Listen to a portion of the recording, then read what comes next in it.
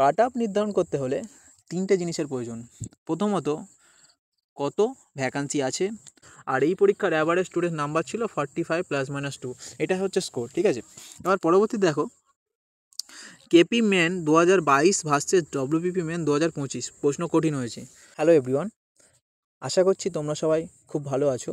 ভিডিওর থাম্বনেল দেখে বুঝে গিয়েছো ভিডিওটা কোন বিষয় নিয়ে। হ্যাঁ, 30শে নভেম্বর ওয়েস্ট বেঙ্গল পুলিশের তোমাদের যে মেন এক্সাম হয়েছে তার সম্ভাব্য কাট অফ, যেটার পরিপ্রেক্ষিতে তোমাদের মাঠ অর্থাৎ পিএমটি পিইটিতে ডাক পাওয়ার জন্য একটা সম্ভাব্য কাট অফ। ইউটিউবে দেখছিলাম অনেকে বলছে 55, 58, 54 এরকম কাট অফ যাবে, বাট বাস্তবে এত কাট অফ যাবে না। কোশ্চেন রীতিমতো মডারেট টু টাফ ছিল, তো কোশ্চেন কাট অফ অনেক কম যাবে। দেখো, বাড়িতে বসে আমি কোশ্চেনটা সলভ করছি, দেখছি, আর পরীক্ষার হলে কোশ্চেনের পরীক্ষা দিচ্ছি, দুটোর মধ্যে সম্পূর্ণ আকাশ পাতাল তফাৎ।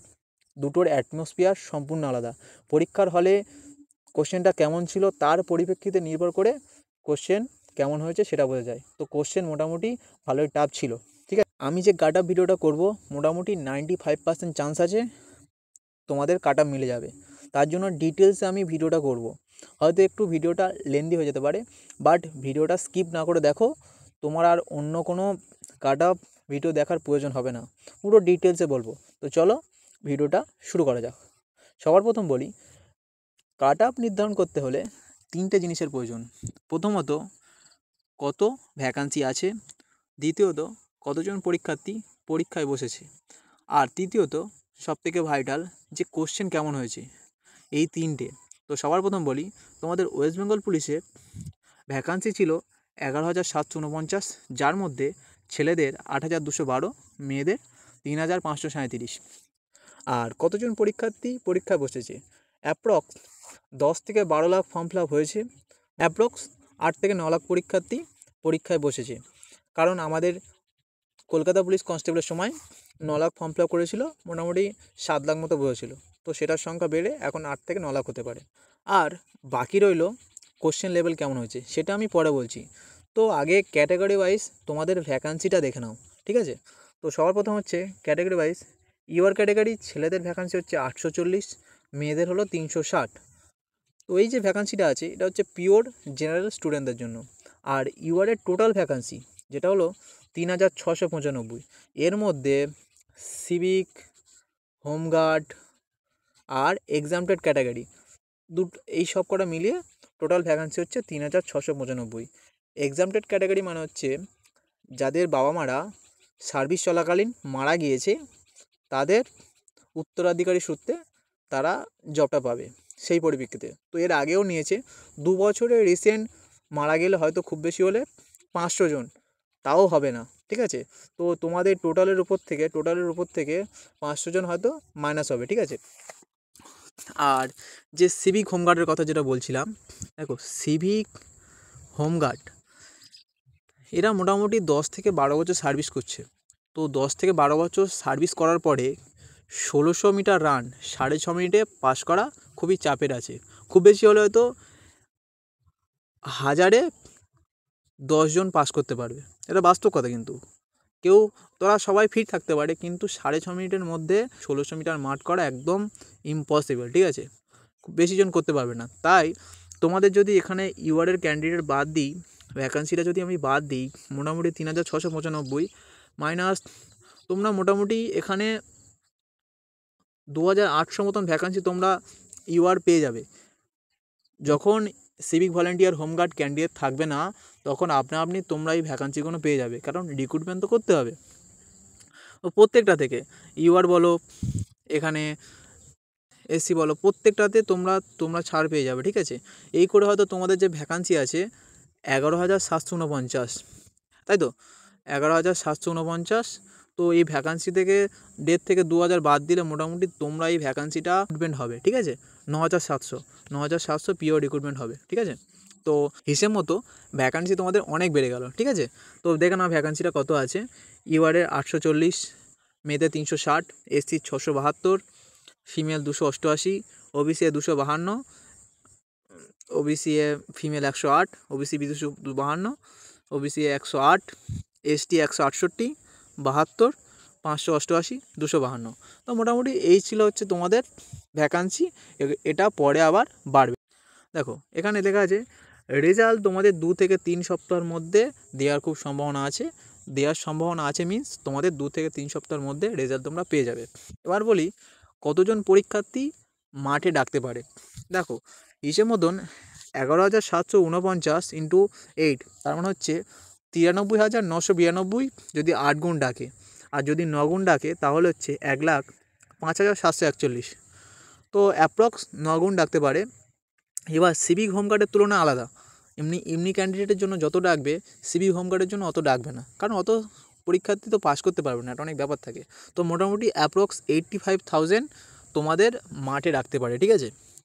এর থেকে কম হতে পারে বা একটু বেশি হতে পারে, বাট অ্যাপ্রক্স 85,000 মতন ডাকবে। এবার চলে আসি কোশ্চেন লেভেল তোমাদের কেমন হয়েছে।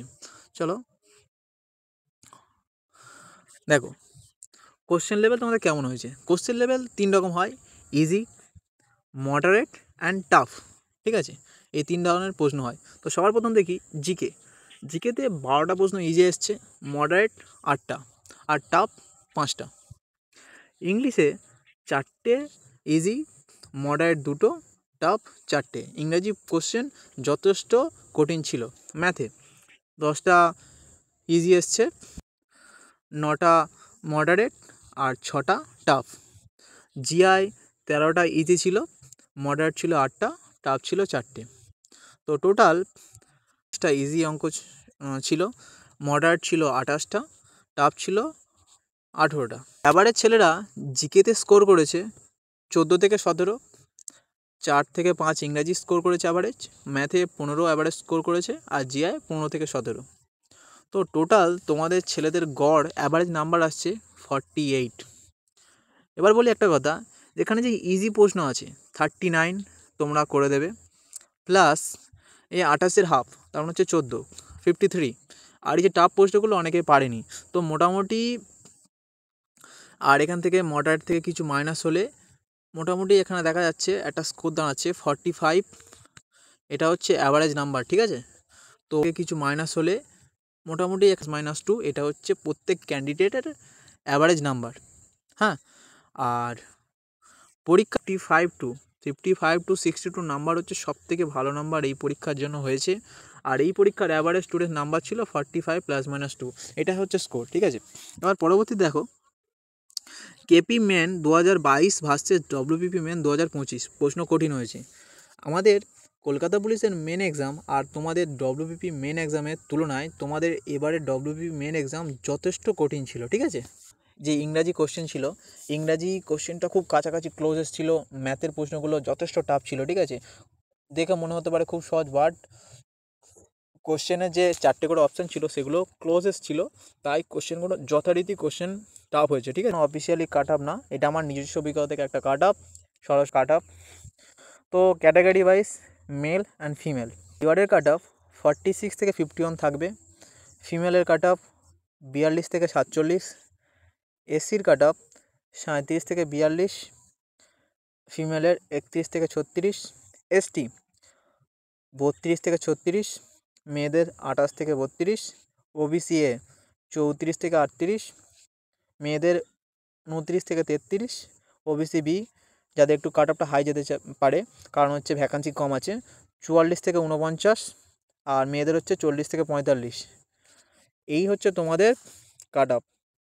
আর ইডব্লিউএসের কাট আপ বিবেচনা করা খুব মুশকিল, কারণ হচ্ছে ইডব্লিউএসের নতুন যে ভ্যাকান্সি পিএসসি ক্লার্কশিপে দেখেছে, তো মোটামুটি কাট আপ এর থেকে কমও যেতে পারে, বেশিও যেতে পারে। তো আমার মতে এই 25 থেকে 28 যেতে পারে, আর মেয়েদের হচ্ছে 18 থেকে 23।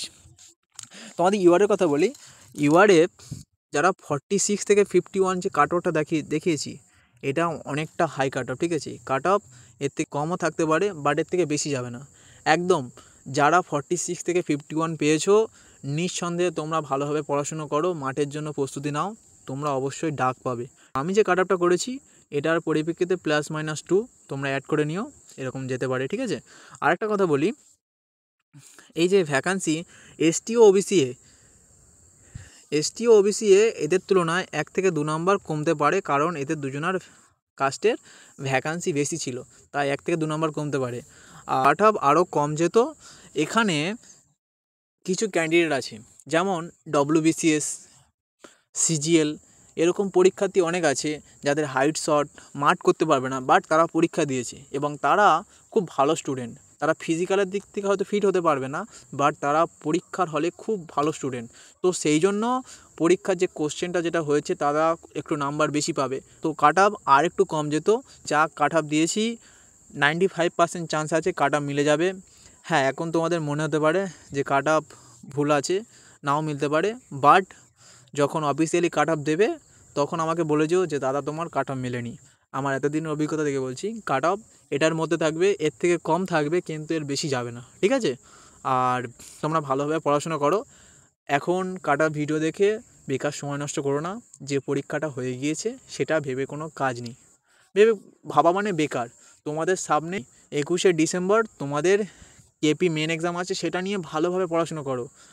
আশা করছি তোমাদের আগামী এক্সামটা খুব ভালো হবে। আজকের ভিডিওটা এখানে শেষ করছি, আর ভিডিওটা শেষ পর্যন্ত দেখার জন্য তোমাদের সবাইকে অসংখ্য ধন্যবাদ। তো চলো ভিডিওটা এখানে শেষ করলাম। জয় হিন্দ, ভারত মাতা কি জয়।